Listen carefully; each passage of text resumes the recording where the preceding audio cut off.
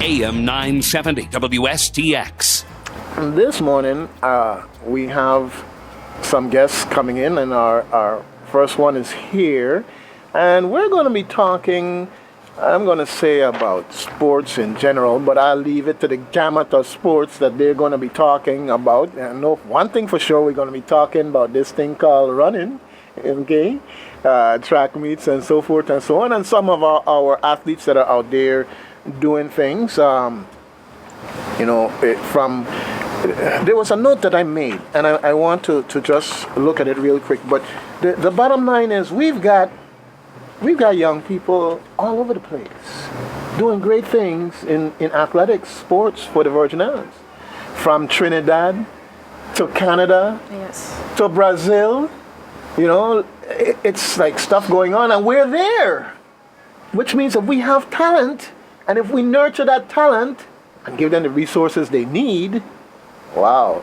Well, let's see the Virgin Islands stand up on a few more podiums in the Olympics, getting that gold put around their neck.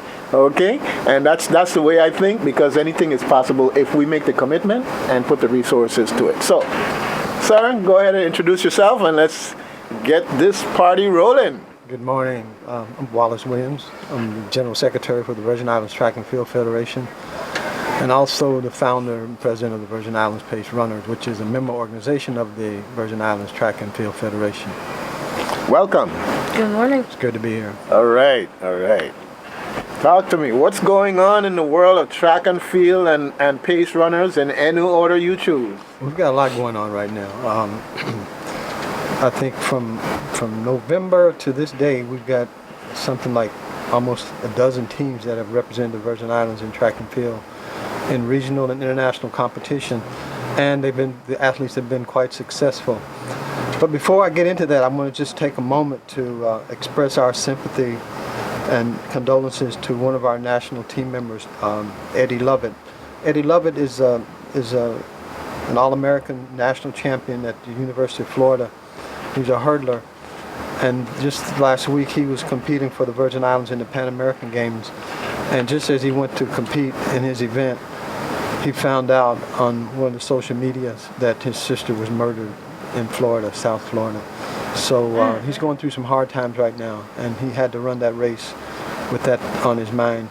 And he's our first athlete to qualify for the World Championships coming up in Beijing, China, next month. As well, he's the first one to qualify for the Rio Olympics. So he's got a lot on his mind, and we express our condolences to him and his family. Our heartfelt condolences go out. That's sad. Violence isn't making any exceptions these days. It's touching everybody.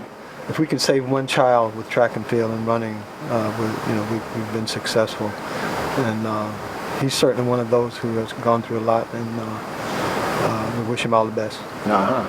Having said that, as I said, he was competing in the Pan American Games last week, and we actually had 15 team members originally who had made. We were hoping to qualify for Pan Am. We ended up with 11, and one of the situations that came about, something that hadn't happened before, is just before the competition, the organizing committee changed the entry standards. So it took us down to three athletes, and then all the countries in the Caribbean complained about it, and as it turned out, our Olympic committee was able to enter 5 track and field athletes. So we had 5 that competed in Canada. They competed well, but they didn't compete to their maximum potential, not all of them. But I think that was due to the fact that there were less athletes, there were less rounds, less opportunities to run. But we're happy with them. And after that competition, they head for Costa Rica next week to compete in the North America, Central American, Caribbean Championships. So they'll have the opportunity to qualify for the World Championships, which are coming up in Beijing in August, as well as the Rio Olympics coming up next summer in Rio de Janeiro. Track and Field Federation is responsible for the development of the sport in the territory. It's a governing body. We're affiliated with the International Association of Athletic Federations, which is the world governing body. So that body sets the rules, the regulations for developing track and field throughout the world. So there are two avenues in track and field at our level. One is on the international federation level. We have competitions for children up to masters athletes, up to 100 years old or more. And there are championships for all of those categories. So every 2 years there's a world championship for senior athletes, which is coming up. Then every 2 years there's a world championship for junior athletes coming up. And then every 2 years there's a world championships for youth athletes coming up. We had 2 athletes that competed in the World Youth Championships in Colombia last month, and they actually won medals at the Pan American Youth Championships, so we're well represented there. And they're on their way to Canada for the NACAC, North America, Central American, Caribbean Junior Championships, or Pan American Junior Championships for the whole Western Hemisphere. So we're really busy, and the fact is that we have these athletes competing. They're competing well. They're at world-class level, and we're doing it at minimum budget. So we're happy with that. Our funding comes from the government of the Virgin Islands, our Olympic Committee, our Track and Field Federation, International Federation, as well as the local federation. So we're pleased with the progress, and we're able to encourage more athletes to come forward and get certified, get registered, and qualified for Virgin Islands national teams. All right. Costa Rica, Colombia, Canada, Brazil, Beijing. Yeah. We are all over the place in a very, very good way. Yeah, definitely. This is you're talking about saving one child. I got this young man, and every time I'm turning around, I'm having to tell him stop running in the house. So I think I'm going to turn on to track and field and redirect his energies and save that child from a parent's wrath. Oh yeah, so you gotta look at it, because exposure is important. When we have track and field meets, one of the things that I find that happens here is the word doesn't get out, and so they have the track meet and you hear about the results after. Here locally, that's been my experience. And as much as possible, if we can turn that around, because it means something, one, for them to see parents and friends looking on, people that they know. And also it's an opportunity to bring folks, my little boy, other kids, and they see, and they catch the fire. Oh, and say, I want to do that, and it's an opportunity there to possibly expose them to something, maybe a talent that they didn't even know that they had. Yeah, so. Well, every sport has running involved, running, throwing, jumping involved. We have certified, the Track and Field Federation has certified over 50 coaches in the territory, which means that these coaches are certified to coach track and field anywhere in the world. They're certified from level 1 through level 5. That means that they can coach little children, they can coach adults, they can coach distance, they can just throws or jumps, whatever the discipline that you want to approach, they can coach them. One of the things here is that we talk about facilities and the resources and so on and so forth. Running and jumping and throwing are basic elements. Of course, you need the resources, fields, and running facilities to make sure that athletes can maximize. But there's not a limit to what we can do with what we have, as been shown by the number of athletes that have represented us well and won medals and won All-American championships in the college level. So we have clubs that are affiliated with the Track and Field Federation that can take your son, no matter what age, and start to get them interested in developing the techniques of track and field. So the resources are limited, but the opportunities are there. I hear that. I listen to what you're saying, and I don't want the folks who control the resources to think, oh, they have enough, they don't need any more. They could use it. If we can find it and get it to them, they can use it. But we should not going to let that stand in our way. No. In terms of, yeah, most definitely. All right. Well, it's all you got to do is look at the Source, the Avis, the Daily News, and their coverage of sports, and we see that there is quite a bit going on. Sometimes it's disjointed in the sense of how it comes to the public after the fact, as opposed to following it. And the more we follow it, especially in this age of technology, the more we can ensure that we have an international presence, not only on the ground running, but through the media. In that sense, there are other aspects of it that we benefit from, like scouts coming here, observing our athletes, and otherwise willing to offer them scholarships when it's that time that they're going to college, and to otherwise invest in both the mind and the body. Right. Yeah. You know, you mentioned exposure and so on and so forth. When I think over the past, since 2000, the 2000 Olympics, we've had what 4 Olympiads. We basically based the calendar on the Olympiad, which is the 4-year period between the Olympic Games. So the ultimate goal is to develop athletes so that they can go to the Olympics, represent their countries, win a medal, or have their best performance or perform well. So it's a win-win for everybody. But when you look at the number of athletes that we produce for the funding that we've had, it's incredible. And a lot of times, you know, we've had athletes that have gone to the finals in the World Championships. They've won All-American honors in college at major Division I level. They've won. They've ranked number 1 in the world in their events, and it's incredible that can happen.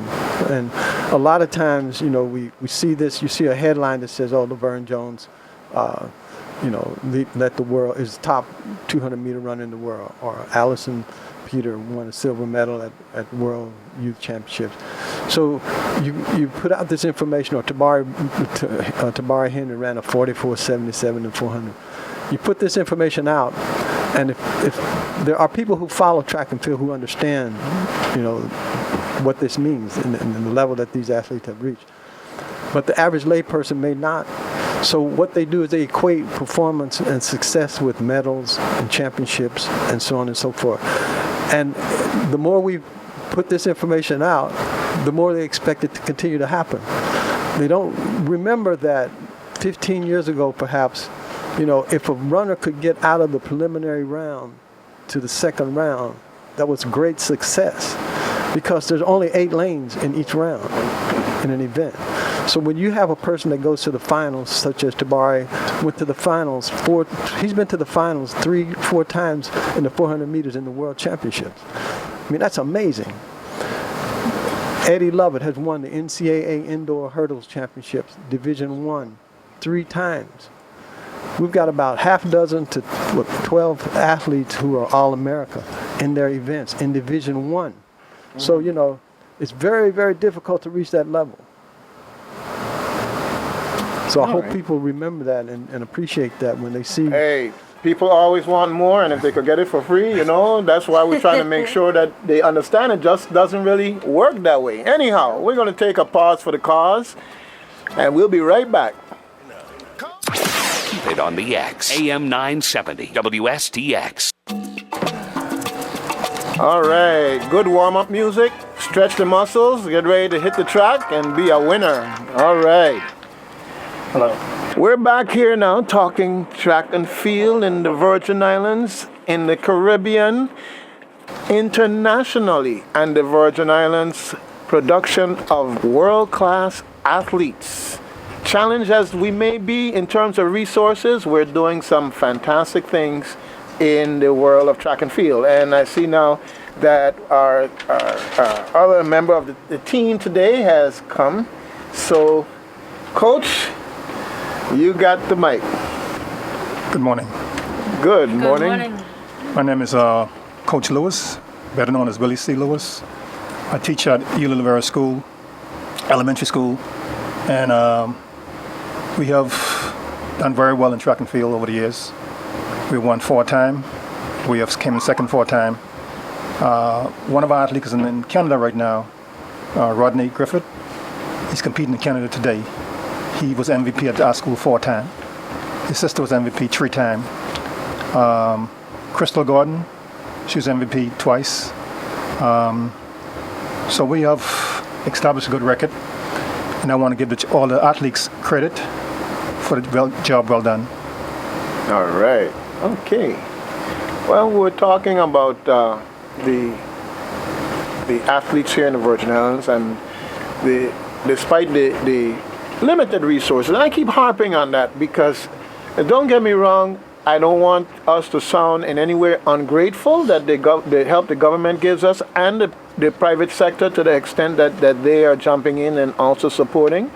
But I also wanted to make it clear that our coaches are doing great things, and we're seeing it in the performance of these young people, that they're getting the proper guidance and minimizing injuries and getting the proper workout to develop the right muscles to be world-class athletes in their respective categories. And if we can do this on a shoestring budget, imagine if we had a proper set of resources to really address the need. The other thing too, in terms of facilities, when you travel and you see the facilities in other places, some of these universities, some of these polytechnic schools, it's really, really impressive as to what is possible.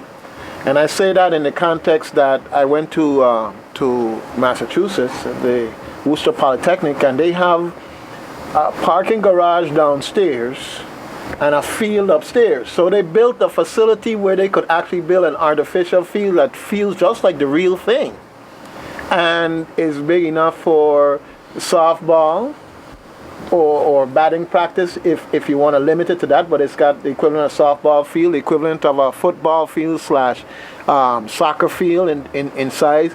And I saw that and I said, this is, God sent me here for a reason to see this, because in this limited real estate that we have here, this is how we need to be thinking.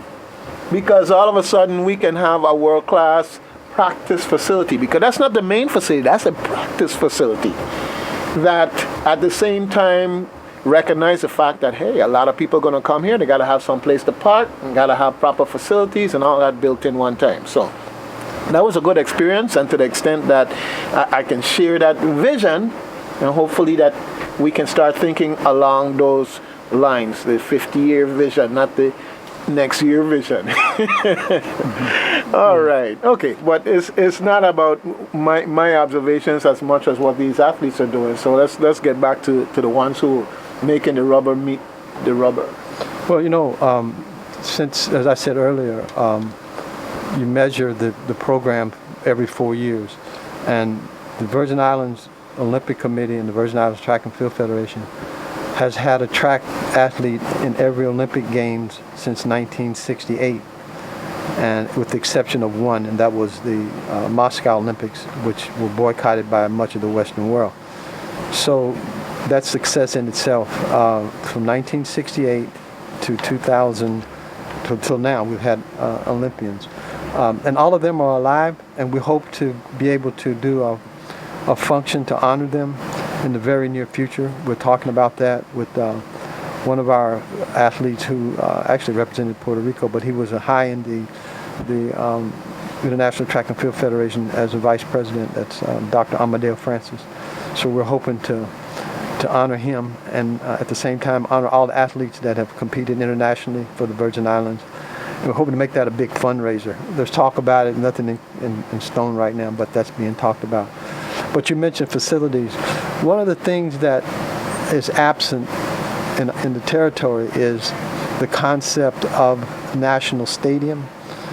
Most of the countries, no matter how large, have a national stadium.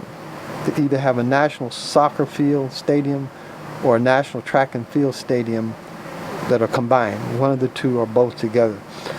We're fortunate that as a small country, in the sense that we are a country in sports, we can send athletes to the Olympics, to the World Championships. So we have our own Olympic team, but we don't have a national stadium. The track and field facilities in the Virgin Islands belong to the Department of Education. And Track and Field Federation, clubs, and the general public are challenged to use those facilities because the priority is set for the schools. So when you see situations where, like we have three synthetic surface facilities now in the territory. The third one, which was recently completed, was in St. Thomas at Kent High School, and that facility is an IAAF certified track. So it could actually become a national stadium because it is a certified track. We were able to get the government to identify the resources to make it an IAAF certified track. Right now, the surface is there. The facility doesn't have stadium. It doesn't have itinerant buildings, but at least the track is there and it has a world-class surface. So we'll build on that. Hopefully, in the future we can make that happen. But that's very important that we don't have a national stadium. Do we get one? Will we have one in the very near future? I'm optimistic, but I don't see it happening in the very near future. But this is something that we need to think about in order to continue to develop the progression of our national team. If you're going to go first class, then go first class. If you're going to be first rate, then you got to be first rate. And in that context, it just seems like we need to be thinking of that as our direction, our goal. And maintaining the facilities. Like right now, the two tracks at Charlotte Maya High School and the complex. Apparently, funding is available, but we can't get contractors to match the funding with their bids. So apparently, it's not happening according to the government. And the plan is to build a new track at Central High School. All high schools should have a track. Junior high schools should have a track. We're a small place. At the same time, the benefits far outreach, the negative. Well, the one thing that I noticed, and I'm going to go back to Massachusetts again. Your facilities are generally available to the public in some way, shape, or form. Universities aren't closed in the sense that you can go and utilize their track. I practiced soccer at Worcester University after a long walk to get there, a very competitive walk to get there. It was an adventure. And you just walked on, practiced, met other athletes, carried on a conversation, worked out, and that's just the way it happens. So sometimes when you look around here, if we have facilities here and you go toward the facility, what you run into is a closed gate. Yeah, definitely. So you can't get in to use the facility regardless of what shape it's in. And somehow we need to change it up in a way that it can become more open and monitored in a sense to make sure that, of course, we don't have issues of vandalism and so forth to compromise these facilities. But that's the direction we need to be going. So it's one of those things you can't afford not to do it if you want to be competitive. And you made what I thought was a very good observation, is that all the tracks, as I understand it, are at the high school level? High school level. Well, so somebody's supposed to just wake up one day in high school and determine that they can run? No. No, that's not how it works. You and I know that's not how it works. It starts Elementary school level. Elementary school level. Running around in the yard at home to school. It starts at the elementary level. And so we need to be thinking in terms of how we're going to get these resources available. Because we're talking about nurturing. There is a perspective on this that is interesting that I can share with you.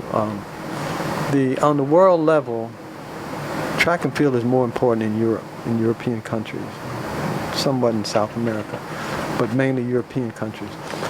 The United States has never hosted the World Championships in track and field. And the reason it hasn't is because there isn't a facility, standard facility that could host it, believe it or not. So it's just recently the IAAF has granted the World Championships for Eugene, Oregon. And the field there is Hayward Field. It's like the hotbed of track and field. In order for them to do track and field World Championships in Eugene, Oregon, they're going to have to completely tear down the existing stadium to build a new stadium or retrofit it to seat at least 30,000 people. So that's one of the reasons why. So that's one perspective, when you look at, the situation. And it's in the Caribbean, there are probably, maybe a half dozen certified IAAF tracks. And we have one now. There's one in the Bahamas. Right, Bahamas, of St. course. Lucia, Yeah. and the British Virgin Islands. Yeah, there's about half dozen, that are certified. So you have to keep things in perspective. At the same time, the tracks here are high school tracks, but they have rubber surfaces, and they're you can compete on them, but they're not IAAF certified. It's not absolutely necessary because you can produce all the years up until 15 years ago. We didn't have rubber surfaces. We ran on cinders at Vialco, by the way, which would be a perfect location for a national stadium. All right. They keep trying to sell it to us to put up a utility to provide electricity. Maybe they need to rethink where it is that we're going. Perfect location, everything. That's if the oil refinery doesn't open up. We'll see. We'll see what's going to happen. But the bottom line is we have to be thinking that way, because that's where it starts. The thought, you build up momentum, and you get people on board. Now, you mentioned the M word, maintenance. We get it, we got to maintain it. Because getting it brand new today and 2 years later is dysfunctional.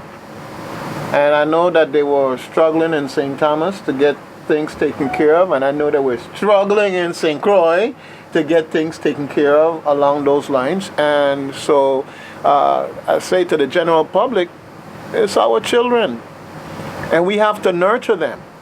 And either we provide the resources and tools, the bare minimum, a decent track to run on, a decent track that they can run and not damage themselves or not develop properly on.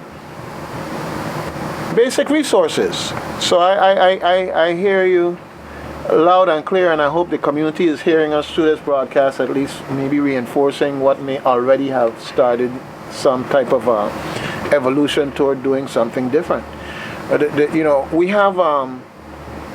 have Tim Duncan. I use his name because of the notoriety of Tim Duncan in sports. And the reality is, when you ask, well, what did the government of the Virgin Islands / our education system in terms of track and field and sports do to ensure that a Tim Duncan would blossom versus what a Tim Duncan and a dedicated coach and a few people around him who saw the talent did to make sure that a Tim Duncan would blossom. The seesaw is heavily on the side of the individual themselves and those few people who saw the talent and made it a point to have him in the right place and time and at the right facilities. And we need to change that, because then we're kind of operating on the chance as opposed to the direction and the goal to do something. We don't want accidents. We want it to happen because it was a deliberate sense of direction and vision for the people of the Virgin Islands and our young people. Well, I would say, knowing Tim Duncan from when he was a baby, I would attribute the fact that he didn't let adults get in the way. You're kind. You're being kind. Okay, and I'll expound on that. The fact of the matter is, in school, you have a child that can't keep still, and you got teachers in the legacy sense saying, sit down and don't move till I tell you to. Well, in this day and age, they got so much energy, they got to move. It's a different generation how they are. And so instead of doing that, tell them, hey, okay, you come and be teacher's assistant and do this and do that and make sure this and that is done. And all of a sudden, the child that seemed to be a problem, all of a sudden becomes a benefit to the conducting of the class. So perspective, how you look at things and how you approach them very often has a lot to do with what you see come out of it in the end. And in October, we have a program track cross country series with the 4-H club at UVI, which we've been, and St. Croix Track Club, all the clubs involved, Mary's Fancy Track Club, some of the kids from Hounds and Foxes Track Club, but all schools, you know, coaches, they get a stipend when they if they coach cross country and what have you. So we get something like 300 kids at these cross country meets, and they line up accordingly. The elementary kids run a mile, junior varsity kids run 2 miles, and the varsity and the open athletes run 3.1 miles. Invariably, when you see the start of the races, the kids have smiles on their faces, they're happy. Okay. The ones that have the adults there that intervene are the ones who are not happy. Okay, it never fails. When they finish, they're not necessarily happy, but they still come back to the starting line for the next race and they're happy again. And they're learning. And it's cross country. It's in the grass. They're learning. Let me give you an example here. Most of the athletes who are very successful in the world today, Serena Williams, her father and mother is there supporting her 100%. Tiger Woods. When Earl Woods was alive, he supported Tiger Woods 100%. His mother was there. So the athletes who have family support, parental support, they do better. Exactly. Because they want to please the parents. All right. And if they're not there, you don't get that success. And if they have the wrong influence, you don't get that success. And if the parents not there, then the coach left with all the responsibility to drive the kids there, take them home, sometimes feed the children. Yep.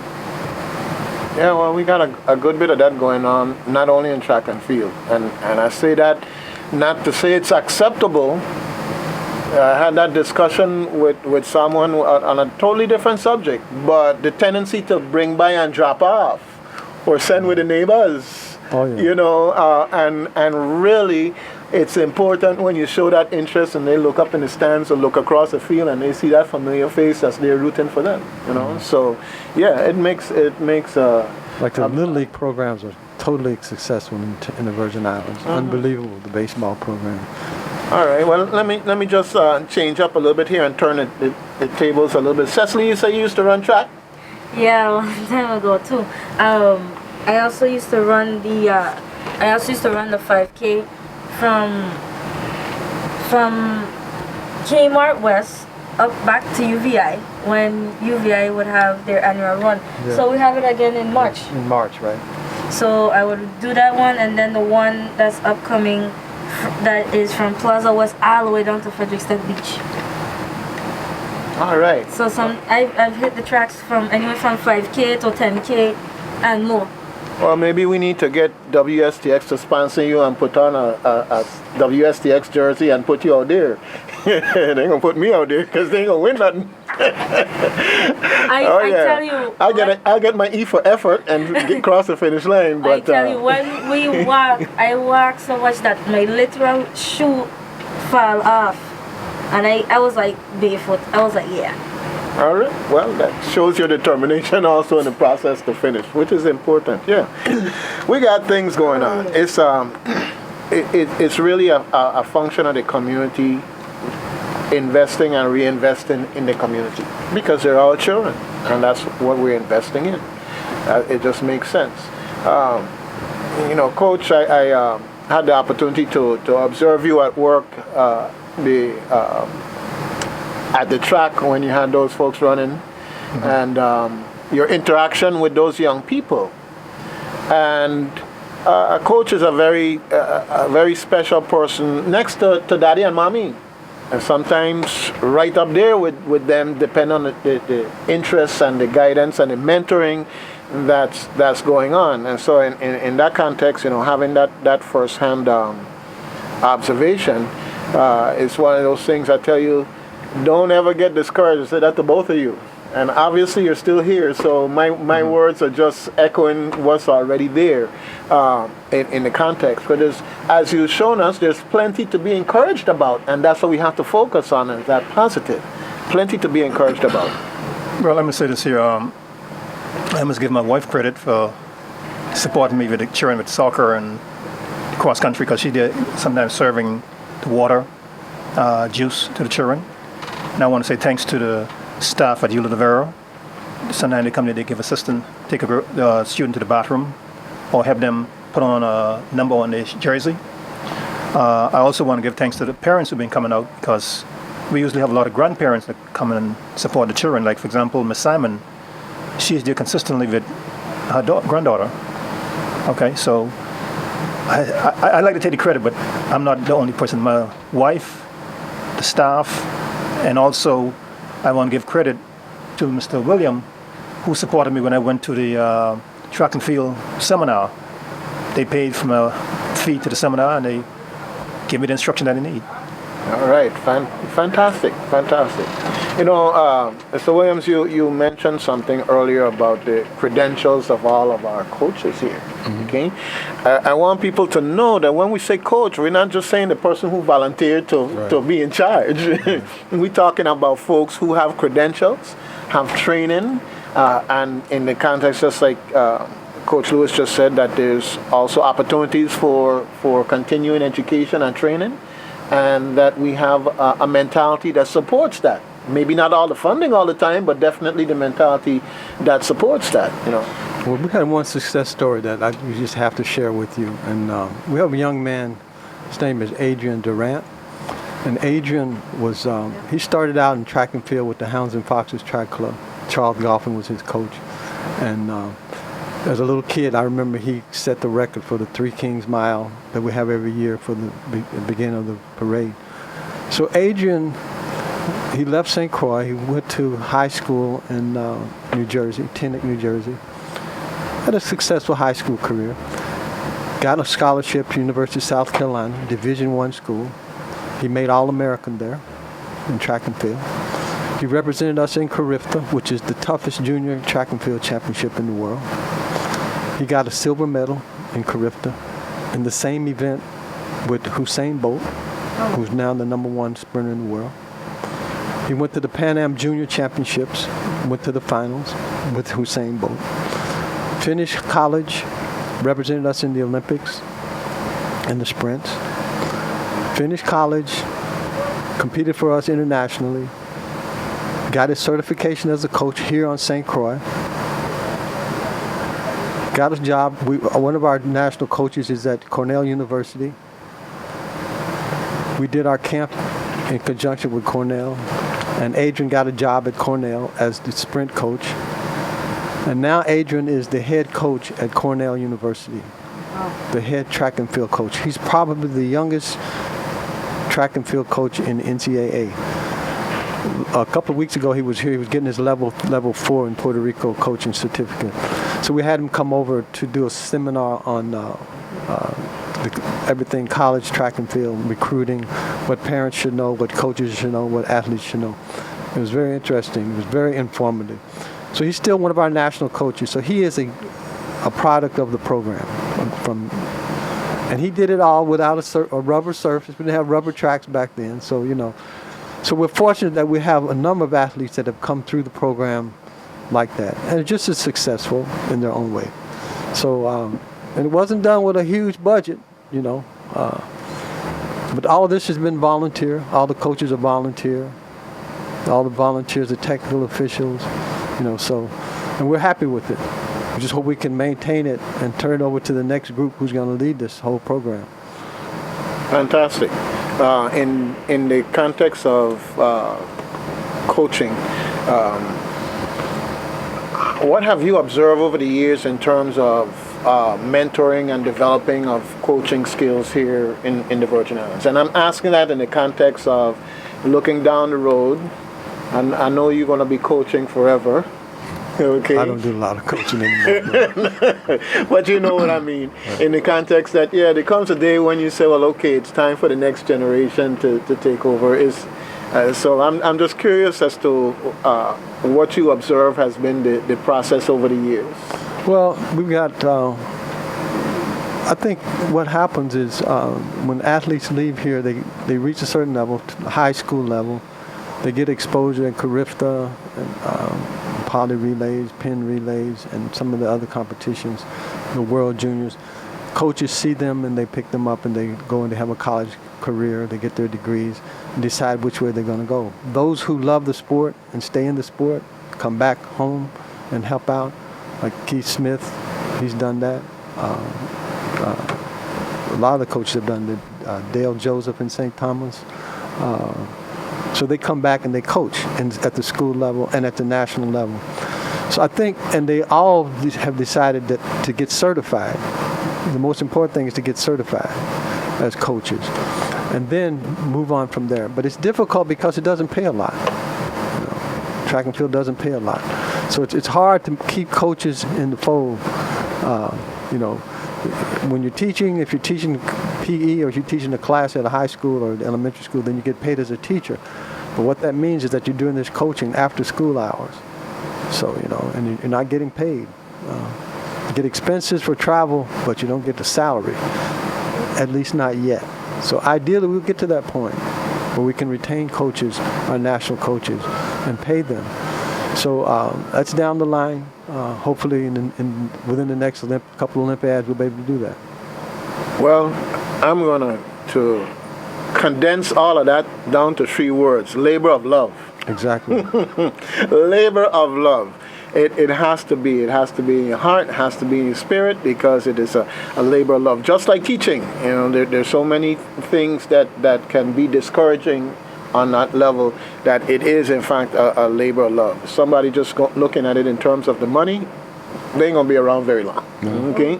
So I say that in community, that whenever you see the coach and there's a call and people get upset about the call and they want to cuss out the coach and may even think about getting a little physical, hey, back off.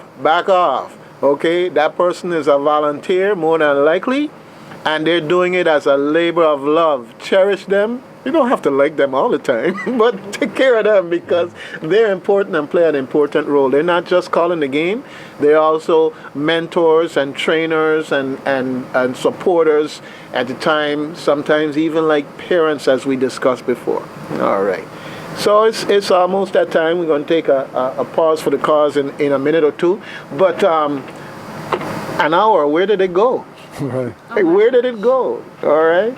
So I want you to take these last few minutes and whatever closing remarks you might want to send out to the public. I want you to know that our conversation here is going to be available on YouTube in that context, and it stands as a discussion point.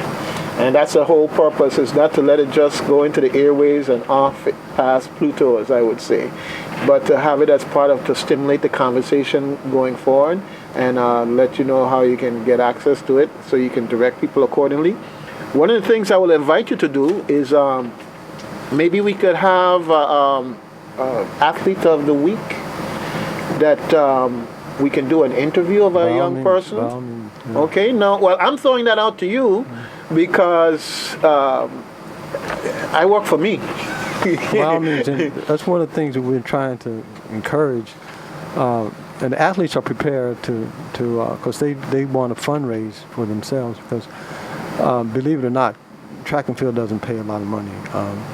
The coaches, imagine when Laverne was #1 in the world, she was paying her coach like $300 a month to coach her. So #1 in the world. If you're #1 in the world in anything, and you've got a coach and an agent, you're going to make. You're talking not hundreds of dollars. Yep. You're talking thousands of dollars. So that's keep that in perspective. But yes, they're willing to call in, and we can identify them. Well, we can even go a step further. We can set it up so we can do because a lot of times they're students, videos, so we can come and do the videotape interview, and we can feature them on the program. Just let's find one a week and throw that out to you, and let's coordinate it and get it done, so that we could keep the public, instead of getting these spikes of information, keep them on a steady diet, and hopefully the resources will come more steady. All right. So we had a very interesting conversation there, and now we got the music to kind of like stretch down and slow down and wind down a little bit.